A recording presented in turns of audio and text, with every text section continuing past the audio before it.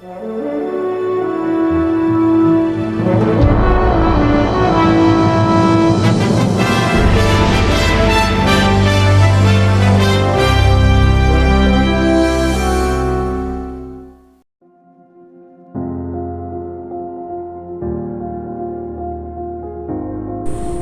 12,000 tahun yang lalu, manusia menggunakan ganja bagi tujuan perubatan dan keagamaan. Menerusi jurnal yang bertajuk Cannabis in Asia, Its Center of Origin and Early Cultivation Based on a Synthesis of Subfossil Pollen and Archaeobotanical Studies, John McPartland dan rakan sepasukannya dari Universiti Vermont mengemukakan bukti bahawa tumbuhan ganja telah wujud di dataran tinggi Tibet sejak 28 juta tahun yang lalu. Sepanjang ianya digunakan oleh manusia sejak kira-kira 30,000 tahun, tumbuhan ini mula diharamkan menjelang tahun 1931 di sekitar 29 buah negara. Seabad kemudian, pengharaman ke atas tumbuhan ini mula dilonggarkan di beberapa buah negara. Selain Thailand, penggunaan kanabis perubatan dengan dos terkawal dan diskripsi oleh doktor atau pakar dilantik turut dibenarkan oleh 30 lagi negara, antaranya Argentina, Australia, Kanada, Itali, Jerman, Turki dan Denmark. Perdebatan penggunaan kanabis untuk tujuan perubatan masih hangat diperdebatkan termasuk Malaysia dan terdapat sebilangan negara yang membenarkan penggunaan ganja secara sah.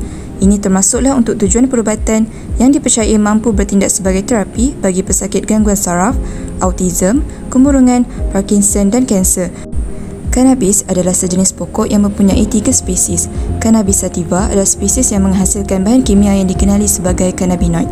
Cannabinoid utama kanabis adalah delta-9-tetrahydrocannabinol (THC) dan merupakan bahan psikoaktif yang menyumbang kepada kesan halusinasi kanabis. Tumbuhan kanabis mengandungi lebih daripada 460 jenis bahan kimia yang dinamakan sebagai cannabinoid.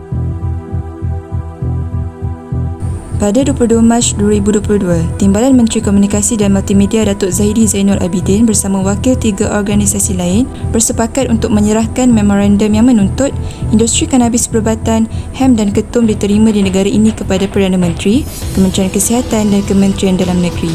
Pada Selasa 25 Mac, penyanyi dan komposer nasyid terkenal Malaysia, Yassin Sulaiman telah ditahan setelah serbuan yang dilakukan di kondominium miliknya di Kota Damansara menemukan ladang ganja mini miliknya, 17 pasu pokok ganja yang ditanam sejak 2 bulan lalu.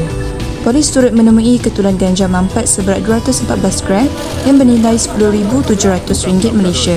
Penyanyi berkenaan mengaku tidak bersalah. 6 April 2022, Menteri Kesihatan Khairi Jamaluddin berkata KKM mengalu-alukan kerjasama industri atau ahli akademik dalam penyelidikan klinikal penggunaan kanabis atau ganja dalam perubatan. Terdahulu pada tahun 2016, cadangan supaya kerajaan mengkaji semula dan meminda status pengharaman ganja diutarakan oleh Ahli Parlimen Belia, Muhammad Ridwan Muhammad Rosli dan kemudian disokong penolong Setiausaha Pemuda UMNO Cawangan Pusat Bandar Taman Cepaka, Syed Rosli Jamalulai. Pada 13 April, Ahli Parlimen Muar, Syed Saddiq Syed Abdul Rahman membuat satu pertemuan dengan keluarga Yassin Sulaiman. Menurutnya, beliau sering bertemu dengan ibu bapa yang terpaksa membeli phytocannabinoid CBD atau minyak CBD dari luar negara demi merawat anak-anak mereka. 14 April 2022, Pengarah Pusat Pengajian Sains Ketagihan Universiti Malaya, UMSAS, Prof. Madya Dr. Rusdi Abdul Rashid menyeru agar kerajaan dapat mengeluarkan ganja daripada Akta Dadah Berbahaya 1952 untuk mempermudah kajian oleh para penyelidik. Undang-undang dan akta yang berkaitan penggunaan kanabis dalam perubatan di Malaysia, kanabis resin, kanabis ekstrak, kanabis tincture merupakan dadah yang berbahaya tertakluk kepada Akta Dadah Berbahaya 1992 dan juga racun yang tertakluk kepada Akta Racun 1992. Jadi bila ia melibatkan produk yang berasaskan kanabis untuk kegunaan rawatan perubatan manusia, ia juga merupakan dadah dan produk yang tertakluk kepada Akta Jualan Dadah 1992. Secara ringkasnya, Seksyen 6B-1 Akta Dadah Berbahaya 1992 menyatakan kanabis tidak boleh ditanam di Malaysia dan adalah menjadi satu kesalahan bagi seseorang yang menanam dan juga ataupun membenarkan penanaman kanabis. Walau bagaimanapun, dalam Seksyen 6B-2, akta yang sama memperuntukkan Menteri Kesihatan boleh memberikan kebenaran kepada mana-mana pegawai awam untuk menanam kanabis bagi tujuan sama ada penyelidikan, pembelajaran, eksperimen ataupun perubatan dengan tertakluk kepada terma dan syarat yang ditetapkan dalam kebenaran tersebut. Sehubungan dengan itu, permohonan daripada orang awam ataupun mana-mana syarikat swasta ataupun syarikat persendirian untuk menanam kanabis tidak akan dipertimbangkan. Kanabis sejenis tumbuhan berbunga daripada keluarga Cannabinaceae dan mempunyai dua spesies utama iaitu C. sativa dan C. indica. Menurut Institut Kesihatan Negara Amerika Syarikat, kanabis yang dianggap sebagai wonder drug atau ubat ajaib dalam kalangan penggunanya telah digunakan untuk merawat pelbagai jenis penyakit sejak 3,000 tahun yang lalu. Ia mengandungi lebih daripada 400 bahan kimia. Beta-9-tetrahydrocannabinol dan cannabidiol merupakan dua bahan aktif utama yang paling banyak dijumpai dalam kanabis. Cannabinoid merupakan bahan kimia yang merangsang reseptor cannabinoid dalam tubuh manusia. Rangsangan CBD terhadap reseptor cannabinoid 1 dan 2 akan merangsang pelbagai aktiviti terapeutik seperti mengurangkan rasa sakit, meningkatkan selera makan, fungsi imuniti dan sistem tubuh badan yang lain. Dalam tubuh manusia, lokasi CB1 ialah pada sistem saraf pusat dan sistem saraf peripheral dengan majoriti reseptor di dalam otak. CB2 pula terletak pada imun, tisu limfoid dan terminal periferi. Terdapat banyak bukti klinikal mengetengahkan manfaat CBD dalam merawat pelbagai jenis penyakit. Antaranya ialah rawatan untuk sindrom Dravet. Sindrom Dravet merupakan penyakit epilepsi kanak-kanak yang jarang berlaku dan sukar dirawat. Pesakit mendapat serangan sawan dengan kerap sehingga ada kalanya boleh mencapai ratusan serangan sawan dalam masa sehari.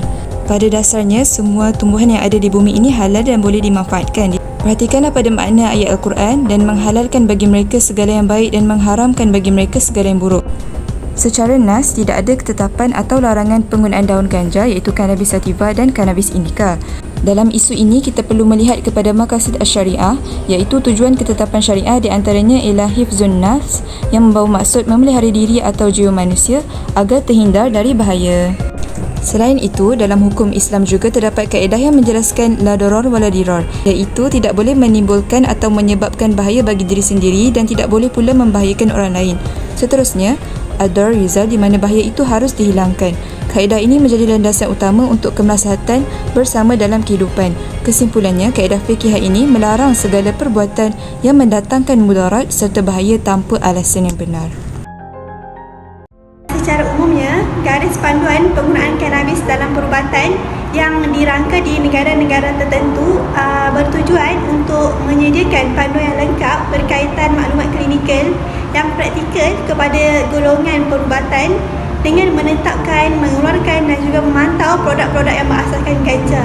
Jadi, panduan ini dirangka untuk memudahkan produk yang berasaskan ganja yang tak mendapat kelulusan sebagai ubat tetapi mempunyai kualiti dan juga standard yang memenuhi tahap jaminan kualiti yang boleh diterima semasa pembuatannya dan secara tak langsung akan membawa kepada penggunaan kanabis dalam perubatan mengikut etika yang ditetapkan. Secara kesimpulannya, garis panduan penggunaan kanabis dalam perubatan di Malaysia masih belum dirangka menyebabkan penggunaan kanabis dalam perubatan di Malaysia tak dibenarkan sehingga ke hari ini. Sebagai cadangan, kerajaan boleh memutuskan untuk membenarkan hanya produk ubat-ubatan yang berasaskan ganja yang telah mengikuti kaedah kawal selia farmaseutical dan mendapat kelulusan untuk dipasarkan di negara ini. Selain itu, kerajaan juga boleh mempertimbangkan untuk memberi akses kepada produk berasaskan ganja yang dibuat oleh pihak yang berautoriti seperti ahli farmasi. Justru perkara ini dapat membantu untuk mengelakkan daripada berlakunya pelanggaran etika penggunaan kanabis dalam perubatan di Malaysia. Penggunaan kanabis atau mana-mana tumbuhan yang dilarang hanya boleh digunakan apabila terdapat garis panduan yang ketat agar tidak dimanipulasi oleh pihak yang ingin mengambil kesempatan ke atas nilai komersial tumbuhan tersebut.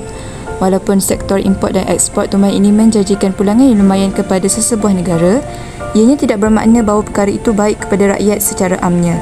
Berdasarkan kajian dan pembacaan yang dibuat, kami bersetuju dengan tindakan kerajaan yang tidak membenarkan penggunaan kanabis secara komersial, namun masih memberi ruang untuk kajian dilakukan.